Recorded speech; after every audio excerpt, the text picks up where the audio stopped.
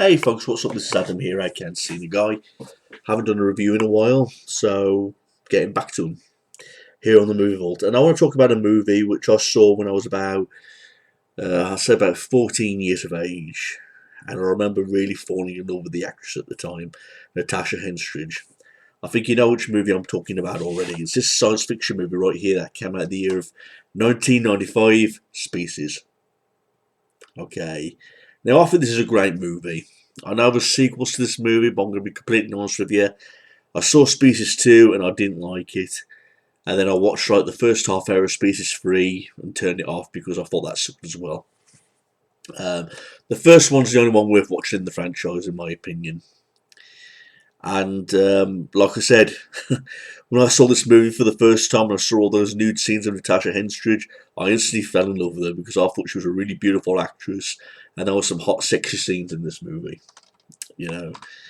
But also, the film also stars Michael Manson, and Michael Manson starred in Free Willy, playing Glenn, and he's also been in some other numerous roles. I mean, he looks a bit different now because he's gained a little bit of weight, and plus he's had a little bit of personal issues in real life, not to mention the legal troubles as well, you know, the drink and driving issues. But that's beyond the point. But he's in this movie as well. So I've got an actor which I like, Michael Madsen, and of course Natasha Henstridge, which I thought was really beautiful in this movie as well. I mean, this movie basically it's about Natasha Henstridge playing this alien basically, and the film opens up with her being a little girl, and yeah, her name was Syl. I mean, the young Syl, the little girl, was played by Michelle Williams, and Natasha Henstridge plays like the grown-up Syl, basically. But Syl's in this facility. She's an alien from human DNA, but she's really dangerous. So they come up with the key. They come up with a solution to gas her and kill her off once and for all because she's known to be a threat to all mankind, really dangerous. Um, Plot's fairly simple. She breaks out the facility due to her strength and high abilities, and this is when she's a little girl. She escapes the facility. They chase after her with choppers and a big army gang and whatever they can to try and stop her because she's a big threat towards mankind. She's really dangerous. There's a scene where she kills this bum before getting onto a train, and she like really kills him, like he's all dismantled and all that kind of shit. And so we know straight away that she's got these abilities and this way of killing people who stands in her way, basically. I mean, basically, this group forms together, all these scientists and all these other people, including Michael Manson, and they like form this team to try and track down Syl to try and stop her because she's only got one thing in mind, and that's to breed. You know, create an offspring that will destroy all mankind, basically, because she's growing really quick. You know, producing. I mean, Syl's on this train. We get some scenes where she steals a guy's bag off the loading bay, and there's a scene on the train, and she doesn't say much. She's very quiet. There's a scene where these tentacles are coming out of her face, some CGI effects, and she forms into a cocoon. There's a lady on the train which gets killed by the cocoon also, and Natasha Henstridge's form is born, you know. She's now fully grown up as Syl. And like I say, Syl has no idea who she is, why she was created. She doesn't know much about the real world because there's a scene where she checks into a hotel, you know, gives the credit card and doesn't take the credit card back. She doesn't really know anything about the real world. She doesn't know much about herself, how the world works. She's only got one intention in mind, and that's to create an offspring with a man, just so she can, you know, produce a baby to try and end all mankind, basically. And at the same time, we've got this group of people who are trying to track her down and stop her before she can give birth to a child, basically. So that's basically the plot of the movie. Pretty straightforward. Like I said, it was made in 1995. The official release date of this movie was July 7th of 1995. One of the 90s, one of the best decades of fucking movies, especially science fiction movies such as this. Budget of $35 million, made $113.3 million at the box office. Directed by Roger Donaldson. I'll go through the cast of this movie. We've got Ben Kingsley, Michael Manson, Alfred Molina, Forrest Whitaker, Marge Hannibal. In fact, let me start that again and just talk about who they played. We've got Natasha Henstridge who played Syl, the grown-up one. We've got Michelle Williams who played the young Syl. Dan He as Alien Syl, because we see like Syl like alien form, which is some good effects, which I'll get to later on in this movie. We got Ben Kingsley as Xavier Fitch, Michael Manson as Preston, as Press, Alfred Molina as Dr. Stephen Arden, and we've got Dan, which I think played a good role in this movie also, Forrest Whitaker. He's like the psychic, like got this psychic mind. He can tell where, the alien's nearby, or he can sense what's in the opposite room. He's got like this big psychic mind, and he plays an important part in this movie, and I think he did a great job. He's got to be one of the top characters in the movie also. Okay. I mean, there's a scene where this group, forms this creature in the lab to try and find out what they're up against, and the lab goes into destruction, and they realise now they're up against something more serious, and they've got to stop Natasha Henstridge straight away. I mean, like I said, there's a scene where she checks into the hotel. She goes into a club. We see some good gore scenes in this movie, because there's a scene where she feels like she's in competition with this other woman and she stole a man. There's a scene where she rips this woman's spine out while she's on the toilet. She punches a hand through the wall in alien form and fucking rips out her spine. And we see the spine snap in half, and there's a scene where the body is just dead, and the fucking spine's snapped in half. So it didn't come from the sides like you expected. It came right through the back of the wall and fucking pulled the spine out. There's a scene where she goes back to this guy's house, who she meets at the club, but he's like a druggie, or he's got some sort of medical problem, and she doesn't want to mate with him because of his condition. He threatens to hurt her if she tried to leave, so she ends up kissing him, and a tongue goes through the back of his head. It's another good gore scene.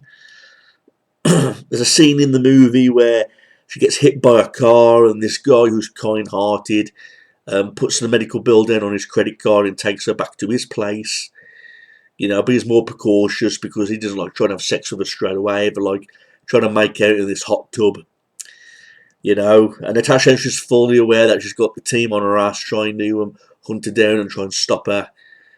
But she says she wants a baby. He gets freaked out, and she holds him under the water, turns into the alien form, and these tentacles come out of her boobs, these tits, and she goes into his mouth to try and choke him out. And in terms of the alien form, I think the alien form was really well done. Some really good effects to make this alien look really creepy, this really dangerous creature. Some really good effects in this movie. I said this movie has some really good camera effects, some good CGI effects. There's a scene where there's scenes in this movie where the camera moves around very often in this movie. Scene for scene. And we get a scene where Natasha Henstridge's character still has this woman tied up on a bed, and again she's trying to find out who she is, and she cuts her thumb off, which fully grows back.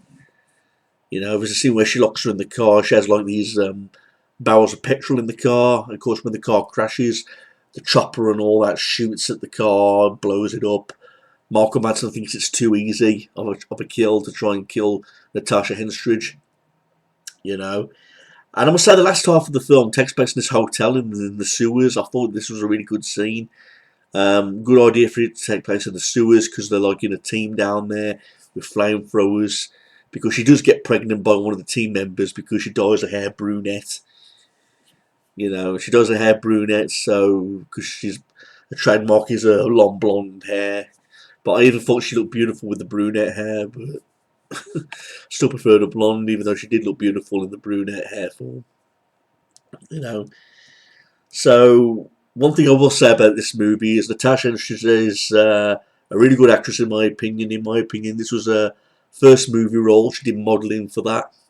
She did modelling before that, and she has been in other films, but I wish she should have been in more serious roles after this movie. I mean, I know she was in part 2 and she made like a cameo appearance in part 3, but they were not good movies. But again, I was crackers on it when I saw it for the first time because I thought she was stunning. And just seeing the nude, in this movie, add icing on top of the cake. Like, I thought she was a really hot, beautiful actress in this movie. But top it all off, I thought she did a great job of her role. I thought everyone had a good time. I thought you could really tell that everyone had a good time in this movie. Everyone was like really into their characters. They was really into what was going on, and they put the heart and soul into their characters, including Natasha Henstridge. She was good at like trying to express things through facial expressions, her mind. There's scenes where she's frustrated. There's scenes where she's being sexy, obviously.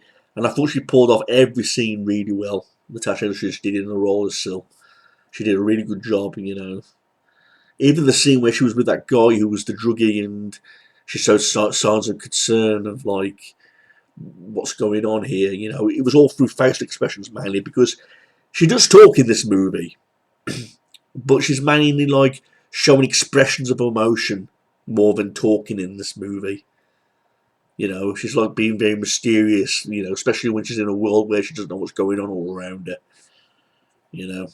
I mean, she ends up seducing one of the team members in like the hotel room, but like I said, the spikes grow out of her back. She kills him, and she like busts through the wall like into the sewer scenes. And again, we get some other members of the team down there with flamethrowers and guns and all sorts. She gives birth to her offspring down the sewers, looks like this baby boy. We see that. Michael Manson manages to kill Syl by blowing her head off with this fucking gun, like, let go, motherfucker, and blows her fucking head off.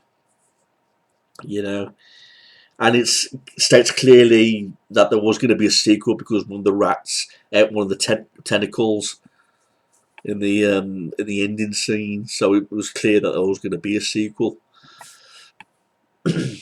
Overall, really good movie. It was a really good science fiction movie that came out in the year of 1995. It's just a shame the movies didn't go in a good direction after this movie, and it's a shame like they didn't make them as good as the first movie. But even Michael Manson appeared in the second movie, but again, it didn't feel the same. It didn't feel like he was really into the role like he was with this first movie. I like the Dan character. He's a black guy, and he's like got like this psychic mind. He played an important role in this movie where he was trying to sense where the whereabouts of Natasha Henstridge was in this movie. He played a good role in this movie, and I thought it was really good how he used his psychic mind and how he showed signs of emotion, of pain and disturbance when he could sense that the alien was nearby. Again, good CGI effects, good camera effects. Love the sewer scene at the end. Of course, I give 2 thumbs up for the sex scenes in this movie, the nude scenes of Natasha Henstridge. But at the same time, there was other good scenes as well. I mean, I love the gore scenes, the spine ripping scenes, the tongue scene where it comes out back of that guy's head. Choking that guy with tit tentacles. In the hot tub. Love that scene. So you get your steamy sex scenes in this movie. You get your gore scenes. You get your adventure scenes. You get your gun shooting scenes. So this movie had the makings of everything, really. I mean, I saw this movie, like I said, back when I was like 14 or 15 years of age, and I've just watched it again moments ago because I saw it on my shelf, and I was like, Species. I remember this will take me back. This will take me back and give me so many memories. Because I remember having a crush on the lead woman, Natasha Henstridge, when I was a teenager. So I put it on, and again, the film still feels good now to how it was back then. Still get excited over the action. Still thought it was a really good movie to watch. It was a very interesting movie. And, I mean, one thing I will want to point out, though, I mean, I've got this on Blu-ray now. Previously, I had it on DVD, and then before that, I had it on VHS. And I thought the DVD version was better than this Blu-ray version. I mean, yeah, the Blu-ray version's got like the high definition and all that kind of stuff, but I just remember the DVD version had more in the special features, and it had a booklet as well. With this Blu-ray, there doesn't seem to be much in the special features. I mean, we've got the director and the actor's commentary. The producer of the visual effects commentary, the design and hybrid feature, and that's basically it. But it doesn't really. I remember in the extras on the DVD there was more stuff to see, like commentary by Natasha Henstridge and all that kind of stuff, and Michael Manson, doing a bit of commentary as well. I thought the DVD had a lot more to it, but this Blu-ray was hardly anything other than high definition.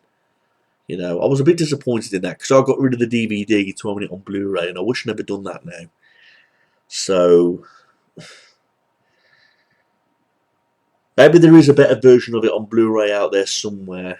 I'd have to have a look around for it. But it is one movie that I would be willing to get a better version of.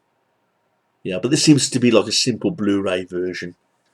There's not a lot to it.